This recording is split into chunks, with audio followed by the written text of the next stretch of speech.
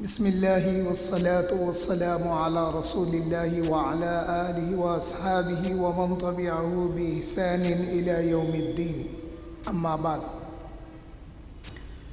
فقد قال اللہ تعالی في شان حبیبہ اعوذ باللہ من الشیطان الرجیم بسم اللہ الرحمن الرحیم ان اللہ وملائکتہ یصلون علی النبی يا أيها الذين آمنوا صلوا عليه وسلموا تسليما اللهم صل على سيدنا ونبينا ومولانا محمد وعلى آله وأصحابه وبارك وسلم.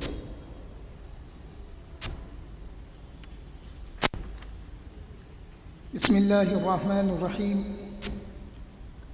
والذين جاءوا من بعدهم يقولون ربنا اغفر لنا ولإخواننا الذين سبقونا بالإيمان ولا تجعل في قلوبنا غلا للذين آمنوا ربنا إنك رؤوف رحيم ألم تر إلى الذين نافقوا يقولون لإخوانهم الذين كفروا من أهل الكتاب لئن أخرجتم لنخرجن معكم ولا نطيع فيكم أحدا أبدا وإن قتلتم لننصرنكم والله يشهد إنهم لكاذبون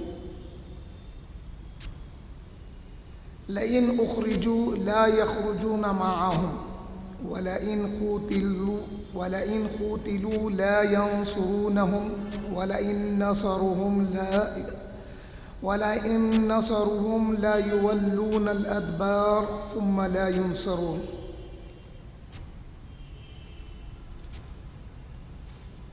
صدق اللہ العظیم. حضرت عامر سے بیان ہے کہ انہوں نے یہ آیت پڑھی وَلَا تَجْعَلْ فِي قُلُوبِنَا غِلًّا لِلَّذِينَ آمَنُوا رَبَّنَا. حضرت انس رضی اللہ تعالیٰ عنہ سے بیان ہے اس اثناء میں کہ ہم رسول اللہ صلی اللہ علیہ وسلم کے پاس تھے تو آپ صلی اللہ علیہ وسلم نے فرمایا ابھی اہل جنت میں سے ایک آدمی آ رہا ہے.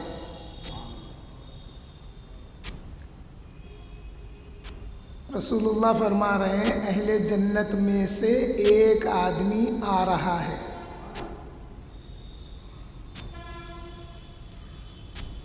اور جو رسول اللہ کے اختیارات پر ایمان نہیں رکھتا اس کو ملنے والا کچھ بھی نہیں ہے. اللہ کے رسول فرمائے جو میری شفاعت پر ایمان نہیں رکھے گا اس کے لیے میری شفاعت نہیں ہے. او کما قال علیہ الصلوۃ والسلام. یہاں پہ یہ پتہ چل رہا وہ شخص جو آ رہا ہے انہیں مرنا، اس کے بعد خبر کا وقت گزرنا، اس کے بعد محشر ہونا، اس کے بعد میں جنت میں داخل ہونا، وہ بات کی خبر رسول اللہ صحابہ میں دے رہے ہیں. پس انصار میں سے ایک آدمی آیا، اس کی داڑھی سے وضو کا پانی ٹپک رہا تھا اور وہ بائیں ہاتھ میں اپنا جوتا لٹکائے ہوئے تھے. دیکھیے آداب صحابہ سے زندگی کے اخلاق، زندگی گزارنے کے اخلاق، زندگی گزارنے کے آداب وغیرہ صحابہ سے ملتے ہیں. میں کئی موقعوں پہ بتاتا ہوں صحابہ کون سی یونیورسٹی میں پڑھے ہوئے تھے، بولے تو نبی کی صحبت میں تھے. وہ بہت بڑی یونیورسٹی ہے. اور یہ جو آج کا مخل ہے نا بعض صحابہ کو کیا سمجھتے نہیں بولتا میں. صحابہ کی زندگیاں ہمارے لیے نمونہ ہیں. جیسا حضرت عمر، حضرت جبرائیل جب آئے حضور کے پاس سوال کرنے تو کیسا حلیہ بیان کرے. آج کا کوئی ایسے بڑا پڑھا لکھا پی ایچ ڈی اسکالر یا فلسفی وہ کوئی بھی بیان نہیں کر سکتا. حضرت عمر وہ بیان کرے کہ ایک شخص آئے، جب وہ آئے تو وہ اجنبی تھے ہمارے لیے، ہم میں سے نہیں تھے اس لیے وہ اجنبی تھے، لیکن جب وہ آئے تو ان پہ کوئی گرد و غبار بھی نہیں تھا، نہ وہ مسافر تھے نہ وہ ہم میں سے تھے. یہ حدیث شریف بڑی طویل ہے. یہاں جو میں بتانا چاہ رہا ہوں رسول اللہ صلی اللہ علیہ وسلم کے صحابی ہیں. آپ جب جوتا پکڑے تو بائیں ہاتھ میں پکڑے، बदतमीज़ों को ये बातें समझ में नहीं आती, सुनने नहीं आती। हरम में देखो, मैं बाएं हाथ में कुरान पकड़ता, सीधे हाथ में जूता पकड़ता, सीधे हाथ से जूता पकड़ता, बाएं हाथ से कुरान पकड़ के जाते रहता, हरम में फिरते रहता, तवाफ में, इसमें उसमें। फिर हमारे को बताते, आज देखो क्या हाल है उन लोगों का। फिर जब दूसरा दिन हुआ तो रसूलुल्लाह सल्लल्लाहु अलैहि वसल्लम ने फरमाया, तुम पर अभी अहले जन्नत में से एक आदमी आएगा। दूसरे दिन फिर रसूलुल्लाह ने फरमाया, ये वही शख्स हैं, एक ही शख्स हैं जिनके बारे में दूसरी मर्तबा रसूलुल्लाह ने फरमाया। चुनाचे वही आदमी अपने पहले दिन की कैफियत में आया, यानी बाएं हाथ में जूता पकड़ के आ रहे थे वो। यहाँ पे एक और बात मालूम होती है, जब ये रसूलुल्लाह की बारगाह में आ रहे थे तो जूता पहन के नहीं आ रहे थे, जूता पहन के नहीं आ रहे थे, जूता अपने हाथ में ले लिए।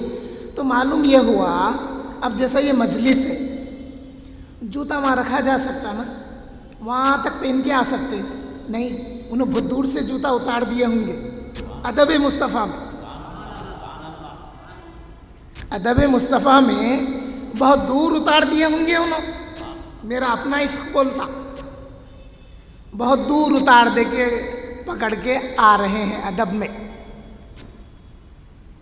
मुसलमानों का ये रुआब और दबदबा कुछ सालों पहले तक बाकी था।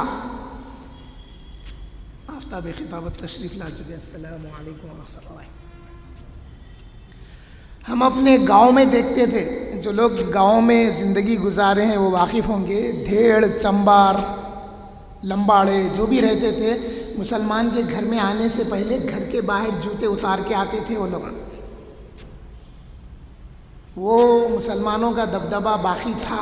बाबरी मस्जिद के बाद से वो लोगों का जहन भी जहरीला हो गया, अदब बाकी नहीं रहा मुसलमानों का। लेकिन जब बीमार पड़ते ना तो दुआएं पढ़ाने ज़रूर आते हमारे पास। हम लोगों को अपना हमारा मामला जब तक रसूलुल्लाह के साथ जुड़ा हुआ था, मोहब्बत के अंदाज में दुनिया हमारा अदब करती थी, क्योंकि हम रसूलुल्लाह के मुअद्दिब थे, रसूलुल्लाह का अदब करने वाले थे हम।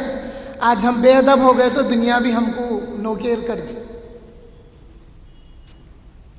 चुनाचे वही आदमी अपनी पहले दिन की कैफियत में आया। फिर जब मज़ीद अगला दिन यानी तीसरा दिन आया तो रसूलुल्लाह सल्लल्लाहु अलैहि वसल्लम ने फिर इसी तरह फरमाया, यानी रसूलुल्लाह ने फरमाया, तुम्हारे पास अहले जन्नत में से एक आदमी आएगा।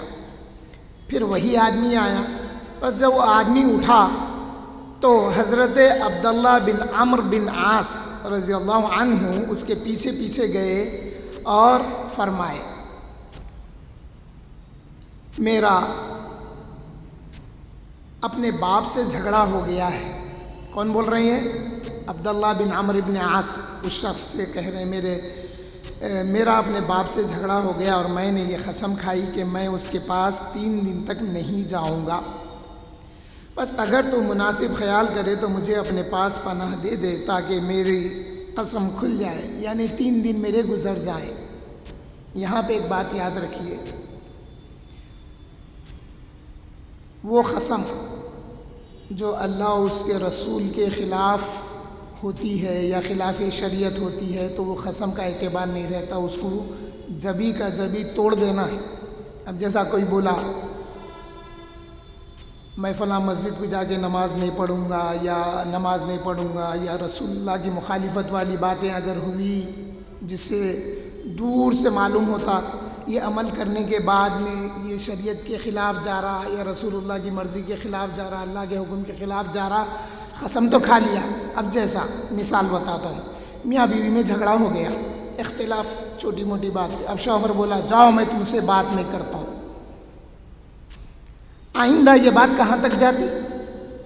बहुत दूर तक जाती, छोड़ने छुड़ाने तक चले जाती। तो ये अल्लाह उसके रसूल की मर्ज़ी की मुखालिफ है ना बात। तो अब शौहर बोला मैं तुमसे बात नहीं करूँगा, तो क्या बेगम साहिबा डर के खामोश बैठ जाएंगे?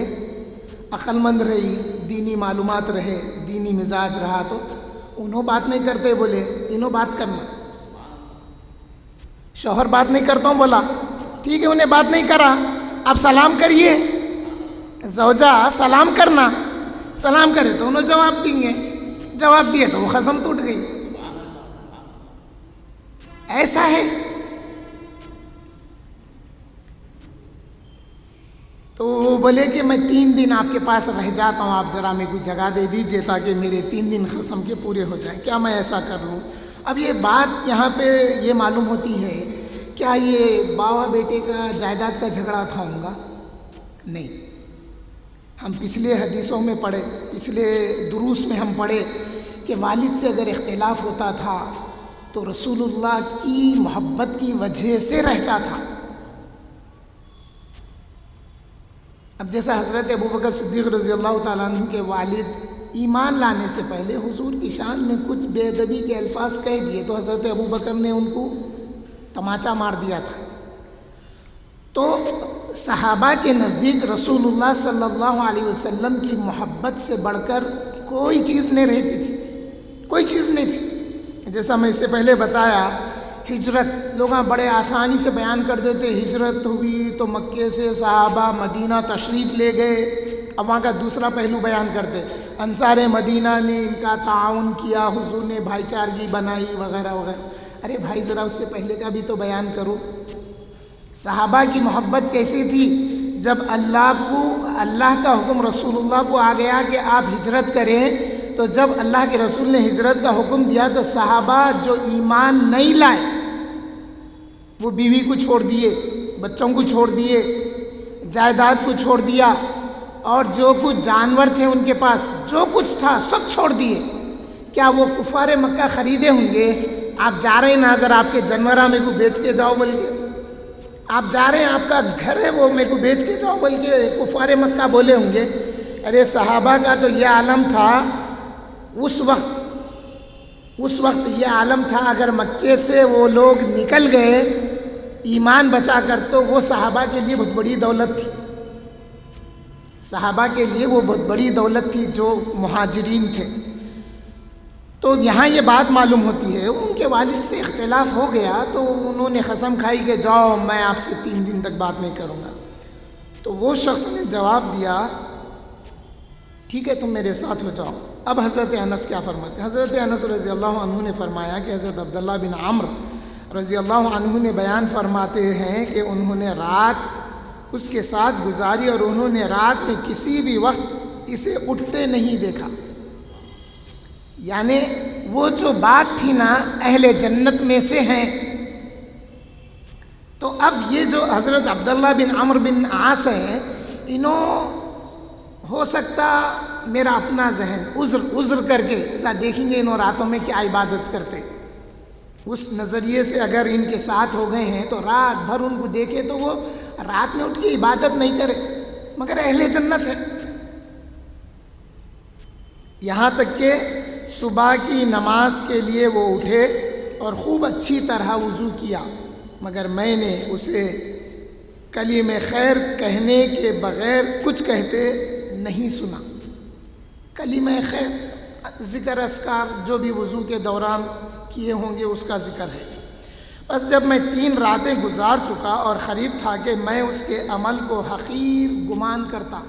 3 راتیں گزار دیا لیکن رات میں ان کو اٹھ کے عبادت کرتے ہوئے نہیں دیکھا، اور قریب تھا میرے ذہن میں یہ بات آتی کہ ان کا کیا عمل ہے، کچھ بھی نہیں ہے، کچھ ایسا ذہن میں آتا، گمان آتا.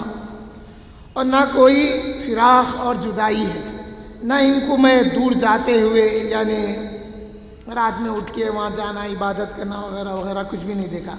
لیکن میں نے رسول اللہ صلی اللہ علیہ وسلم کو تمہارے بارے میں 3 مجالس میں 3 بار یہ فرماتے سنا کہ ابھی تم پر اہل جنت میں سے ایک آدمی داخل ہوگا اور 3 مرتبہ آپ ہی آئے.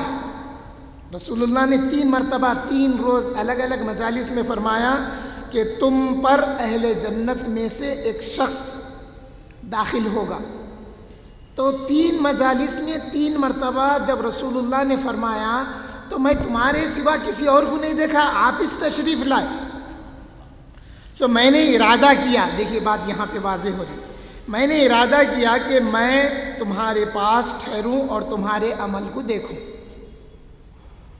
بس جب میں وہ دیکھ چکا، اچھا اب بات ایک پیدا ہوتی ہے، کیا صحابہ جھوٹ بولتے؟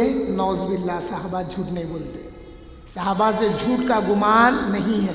اور یہ موٹا بگڑ لفظ جھوٹ کا استعمال نہیں کرنا، جیسا میں اس سے پہلے دروس میں بتایا کہ ہمارے باپ کو بولتے ہیں بابا تم جھوٹ بولے بول کے، لوگاں بولتے کیسا بے ادب ہے، دیکھو ناخلف ہے، بولتے کیا بولیں گے اچھے الفاظ میں، آپ خلاف واقعہ بول رہے ہیں، ایسے الفاظ استعمال کر سکتے نا۔ تو اب یہ جو صحابی ہیں ان کے والد سے ہو سکتا ہے کچھ لفظی اختلاف ہوا ہوگا، لیکن وہ کوئی بڑا اختلاف نہیں تھا، ممکن ہے نہیں ہے یہ باتیں کبھی بھی۔ دیکھیے صحابہ اور رسول اللہ اور اہل بیت اولیاء کرام ہمارے بزرگان دین کے متعلق حسن ظن سے کام لینا، اچھے گمان سے کام لینا، بدگمانی لائے تو بے ایمانی پیدا ہوتی، بے ایمانی پیدا ہوئی تو پھر منافق ہو جاتا۔ جب میں نے وہ دیکھ چکا تو میں وہاں، اچھا سو میں نے ارادہ کیا کہ میں آپ کے پاس ٹھہروں اور آپ کے عمل کو دیکھوں۔ بس جب میں وہ دیکھ چکا تو میں وہاں سے واپس آ گیا۔ جب میں نے پیٹھ پھیری تو انہوں نے مجھے بلایا اور کہا عمل تو وہی ہے جو آپ نے دیکھ لیا ہے، یعنی میں اتنا ہی عمل کرتا ہوں جتنا آپ دیکھے ہیں، مگر میں اپنے دل میں کسی بھی مسلمان کے لیے کینہ اور حسد نہیں رکھتا۔ اب یہ مسلمان بول تو پورے آتے، کیا پورے آتے مسلمان نہیں آتے؟ پچھلے ٹائم ایک دعوت میں گیا میں، ہمارے پاس آتے تھے پہلے، بہت پہلے، انہوں بولے میں آتا تھا ایسا ایسا، لوگوں کا ذہن کیسا بدلتا دیکھیے، انہوں بول رہے ہیں یہ شدت پسندی اچھی چیز نہیں ہے۔ میں بولا رسول اللہ سے محبت کا نام شدت ہے، بولا تو پھر بولتے کتوں کو کاٹ کے نکالیں گے، میں بولا ہم نہیں نکالتے، جن کو محبت شدت سے رہتی وہ ہمارے میں آ جاتے، جن میں نہیں رہتی وہ نکل جاتے۔ تو بولے پھر اتفاق کیسا ہوگا مسلمانوں کا؟ میں بولا جب دوسروں کو پہچانیں گے تو اتفاق خود ہو جائیں گا۔ بولا دوسروں کو پہچاننا نا، دوسروں کی پہچان ہونا، دوسرے عقائد کی پہچان ہوئی تو انہیں آٹومیٹک آ جاتا ادھر، سمجھ رہے ہیں آپ؟ ذہن ایسا خراب کرتے، ذہن کو ایسا پامال کرتے۔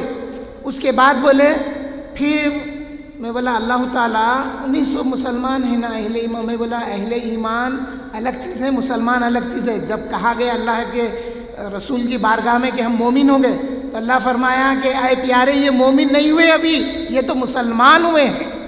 میں بولا مسلمان ہے، مومن جب ہوتا تو اللہ کے رسول کی محبت اس کے دل میں آ جاتی تو انہیں مومن ہوتا۔ تو اب یہاں پہ جو بات کہی گئی ہے کہ میں کسی مسلمانوں کے لیے کینہ اور حسد نہیں رکھتا، تو آج کے دور کے مسلمان تھے وہ، ارے وہ صحابہ کے دور کی بات کر رہے ہیں۔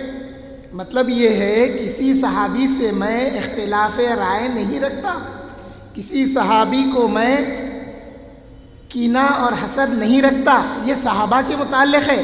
یہ آیتیں پڑھ کے آج کے لوگوں کو سمجھانا سو برابر بولتے سو برابر نہیں ہوتے، ہاتھ کے 5 انگلی برابر ہے نہیں ہے، اسی طرح سے یہ اس دور کی بات ہے۔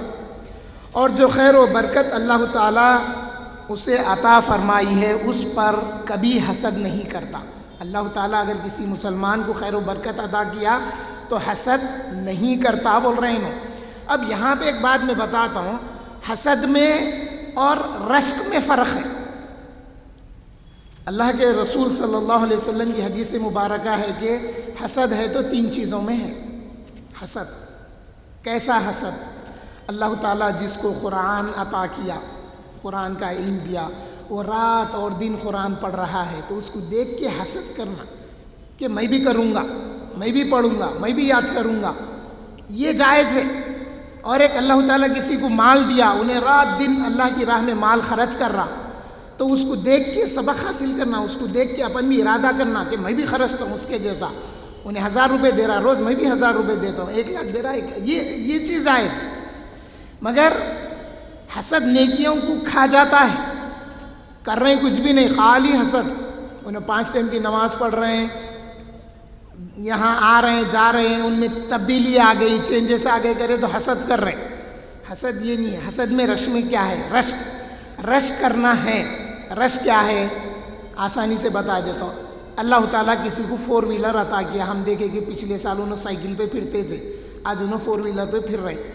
پچھلے سال ہم 12 گھنٹے کام کرتے تھے، آج بھی 12 گھنٹے کام کر رہے ہیں۔ اب اس کو دیکھ کے بول رہے ہیں اللہ، انہیں سائیکل پہ پھرتا تھا، گھر میں پھدو لگاتا تھا، کاہل تھا، سست تھا، آج انہیں 4 ویلر میں پھر رہا، میں 12 گھنٹے کام کر رہا ہوں، محنت کر رہا ہوں، میرے پاس کچھ بھی نہیں ہے۔ یہ کیا ہے؟ حسد ہے۔ یہ نیکیوں کو کھا جاتا، دل میں بیماری پیدا ہوتی، دل سکڑ جاتا، کئی بیماریاں پیدا ہو۔ رش کیا ہے؟ کسی کے نے گاڑی دیکھے، گاڑی دیکھ کے خوش، ماشاء اللہ، اے اللہ آپ نے جس طرح اپنے فضل سے اس کو گاڑی عطا کی ہے، اے اللہ آپ بھی اپنے فضل سے مجھے بھی ویسی گاڑی عطا کریں۔ یہ ہے رش، یہ چیزیں جائز ہیں۔ یہ سن کر حضرت عبداللہ بن عمرو رضی اللہ عنہ نے ان سے فرمایا، کس سے؟ حضرت عبداللہ بن عمرو رضی اللہ تعالیٰ عنہ کے بارے میں جو اللہ کے رسول نے بشارت دی تھی کہ یہ اہل جنت میں سے ہے جو تمہارے پاس داخل ہوں گے۔ تو یہ حضرت عبداللہ بن عمرو اپنا عمل بتا کے، آپ نے کیا بتایا؟ اہل سنت والجماعت، میں اپنی بات میں بولتا ہوں کیونکہ میلاد النبی کے موقع پہ ہم نے بتا دیا تھا، جب نور کی آیتیں جب پڑھے تھے، یہ جتنے مخالفین ہیں نا، یہ مخالفین تو ہماری برائی چاہتے ہیں۔ نور کی آیتوں میں ذکر ہے جو میں بتایا تھا، کیا ہے؟ فَالْتَمِسُوا نُورًا ارْجِعُوا إِلَىٰ وَرَائِكُمْ فَالْتَمِسُوا نُورًا۔ اس کی تفصیل میں ایک جگہ ہے کہ وَارْتَبْتُمْ وَتَرَبَّصْتُمْ کے لفظ آئے ہیں۔ ارے منافقو، آج نور نہیں ملا تمہارے کو محشر میں، تو تم پیچھے کی طرف جاؤ جہاں پہ نور ملتا ہے۔ تو جب یہ پیچھے کی طرف جائیں گے تو اللہ تعالیٰ ایک دیوار کھڑی کر دے گا، اور پھر وہ پکاریں گے الم نکم معکم، اے اہل ایمان، ہم تو تمہارے ساتھ نمازاں پڑھتے، روزے پڑھتے تھے، ہم تمہارے ساتھ تھے، تم ہمیں کچھ نور دو۔ تو وہ لوگ کہیں گے اہل ایمان جب، کہ تم تو ہماری برائی چاہتے تھے، تم تو ہمارے کو بربادی ہماری چاہتے تھے۔ تو یہ جتنے مخالفین ہیں نا، ان کو آپ گہرائی سے اگر دیکھیں گے تو کدھر جا کے وہ لوگ ہماری بربادی، ہماری مخالفت کر کے ہمارا نقصان چاہتے ہیں، چاہے وہ عقائد کے معاملے میں ہو یا آپسی لین دین میں، کاروبار میں۔ نہیں انہیں سننی ہے، اس سے نہیں کرنا، نہیں وہ بدعتی۔ ارے بدعتی تو تم ہیں جو اہل سنت سے کٹ کے دوسری طرف چلے گئے، ورنہ کئی آیتیں ایسی ہیں اگر میں بتاؤں تو اللہ تعالیٰ فرما رہے ہیں وَلَا تَمُوتُنَّ إِلَّا وَأَنْتُمْ مُسْلِمُونَ۔ اس کی تفسیر پڑھو، اللہ کا حکم ہے کہ تم اس وقت تک نہ مرو جب تک کہ تم اہل سنت والجماعت نہ ہو جاؤ۔ آؤ آپ میرے پاس میں بتا دو، نہیں تو حضرت عبداللہ بن عمرو رضی اللہ تعالیٰ عنہ اب اپنے جنتی ہونے کی صفت بتا رہے ہیں۔ کیا بتایا آپ نے؟ کہ میں کسی بھی مسلمان سے کینہ اور حسد نہیں رکھتا، اور اللہ نے اس کو جو عطا کیا ہے اس پر بھی میں حسد نہیں کرتا۔ تو حضرت عبداللہ بن عمرو رضی اللہ تعالیٰ عنہ نے فرمایا یہی وہ عمل ہے جس نے تجھے جنت میں پہنچا دیا۔ اب ان سے حضرت انس رضی اللہ تعالیٰ عنہ کی روایت میں ہے کہ حضرت عبداللہ بن عمرو بن عاص رضی اللہ تعالیٰ عنہ نے اس شخص سے فرمایا کہ یہی آپ کا عمل ہے جو آپ کو جنت میں پہنچا دیا ہے، اور یہی وہ عمل ہے جس کی ہم طاقت اور استطاعت نہیں رکھتے، یعنی ہم میں سے بہت ایسے ہیں جو یہ نہیں رکھتے۔ تو یہ چیزیں کیا ہے؟ یہ چیزیں عمل، قرآن، حدیث، قرآن، نماز، زکوٰۃ وغیرہ، یہ اعمال اپنی جگہ ہیں، لیکن جنت میں پہنچنے کا جو واحد وسیلہ ہے وہ رسول اللہ صلی اللہ علیہ وسلم کی اطاعت اور آپ کی محبت ہے۔ اب سوال یہ پیدا ہوتا کہ ایمان باللہ و رسول ہے، اور ایمان کا معیار رسول اللہ کو جو اختیارات ہے، رسول اللہ کا جو مقام ہے، رسول اللہ کو جو شفاعت کا مقام اللہ نے عطا کیا، مقام محمود عطا کیا، ان سب پر ایمان رکھنے کے بعد ایمان مکمل ہوتا. اس کے بعد جنت میں انٹری ملے گی. اب جنت میں جو درجات ملیں گے نا وہ اعمال کی بنا پر رہیں گے. درجات کی وجہ سے جنت میں داخل کوئی نہیں ہو سکتا. جنت میں داخلہ ایمان کے ذریعے ہوگا. ایمان کے ذریعے ہوگا. یہ بات آپ ذہن میں رکھ لیجئے. اور جو لوگ بولتے ہیں عمل عمل عمل، عمل کی کوئی اہمیت نہیں. اللہ چاہے تو قبول کرے، چاہے تو رد کر دے. برسوں نماز پڑھا، نماز پڑھ کے ایک نماز میں بولا ماشاءاللہ چہرہ میرا چمک رہا، یہ نماز کی وجہ سے ہے. بول تو پھر گیا عمل. کیوں؟ یہ نہیں بولا کہ اللہ کی رضا کے لیے پڑھ رہا ہوں، بلکہ بولا کہ جو نماز پڑھ رہا تھا اس کا اثر چہرے پہ آ گیا. تو اللہ پوچھے گا وہ تو تیرے کو آ گیا تھا، تو میرے لیے کیا کرا یہ بتا. یہ چیزیں ہیں. وقت ختم ہونے پر ہے. میں اپنی بات کو یہیں پہ ختم کرتا ہوں. اللہ تعالیٰ سے دعا کرتا ہوں کہ اللہ تعالیٰ ہمارے جو بھائی، وہ بھائی جو اللہ اس کے رسول کی محبت دلوں میں رکھتے ہیں، ان کی محبت ہمارے دل میں عطا فرما. اور ہمیں اے اللہ آپ اپنا خوف بھی عطا فرمائیے، رسول اللہ صلی اللہ علیہ وسلم کی محبت بھی عطا فرمائیے. اور ہمیں مرنے سے پہلے زباں پر کلمہ طیب لا الہ الا اللہ محمد رسول اللہ نصیب فرمائیے. آمین والحمد للہ رب العالمین.